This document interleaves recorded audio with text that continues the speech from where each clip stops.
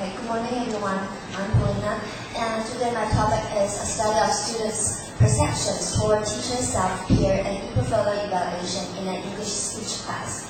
First, I divided my presentation into 5 parts, starting from the introduction, literature review, methodology, results, and the final part is the discussion and conclusions.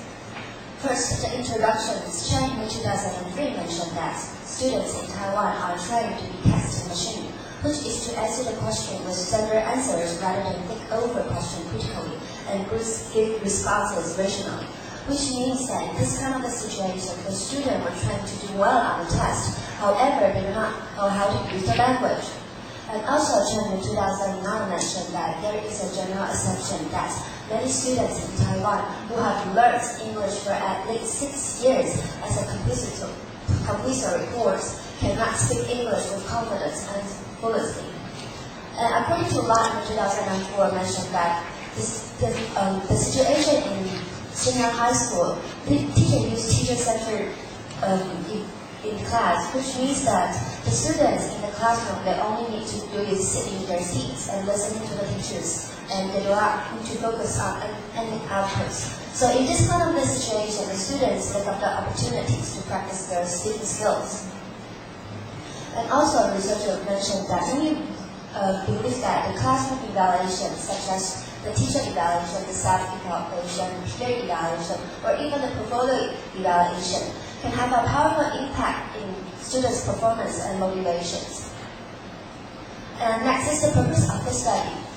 The purpose of the study is to investigate students' perceptions toward teacher evaluation, self-evaluation, peer evaluation, and the e-portfolio evaluation. And there were 2 research questions were conducted in the study. The first one is, how do teacher, self-peer, and e-portfolio evaluations influence students' English speech? And the second is, how do students respond to the teacher, self-peer, and e-portfolio evaluations? And next is the literature review part, starting from the board introduction. The first one is traditional assessment. Traditional assessment is commonly known as assessment methods such as multiple choice, true or false, match fill in the blanks, and translation, or even the short answers. And this kind of exercise exam usually have the correct answers. So when the teacher was teaching the class, will ask the students to remember the correct answer, the standard answers. And compared with automated assessment, automated assessment is a kind of evaluation of a training exercise in which the trainee has to create his or her responses to a problem, a question, or even a text. So in this kind of a situation, there is no standard answers. The student themselves will create their own answers. And next is about the evaluation.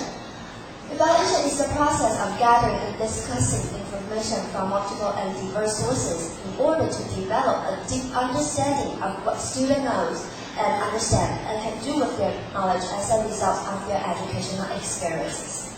And because the study conduct 4 types of evaluation, which were the teacher evaluation, self-evaluation, peer evaluation, and the last one, the e-portfolio evaluation. So starting from the first one, the teacher evaluation, Paulina and Serene in 2002 mentioned that teacher evaluations were more complete and accurate than student self-evaluations.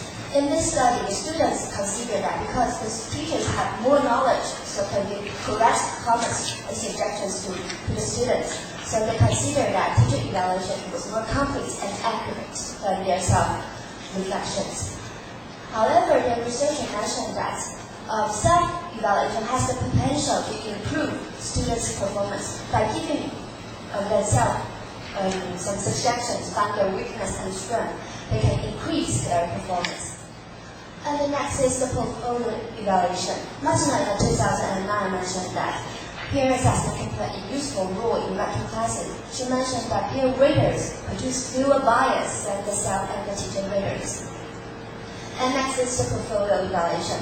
Before I start to explain the e-portfolio evaluation, I would like to talk about this. Chen in 2004 mentioned that portfolio assessment is a powerful tool for both the educators and the students. And in the teacher's point of view, by using kind of activities, the teacher can clearly understand what did the student learn in the course. And for the students, collecting the information is easier for you to review what you have learned.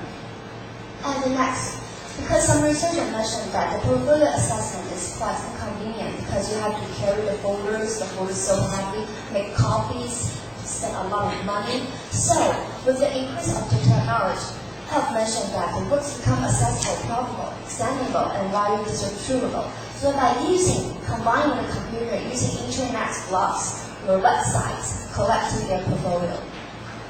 And next is the methodology part. I got it into 4 parts, starting from the research design, the procedure, implementation, and the last is the data analysis.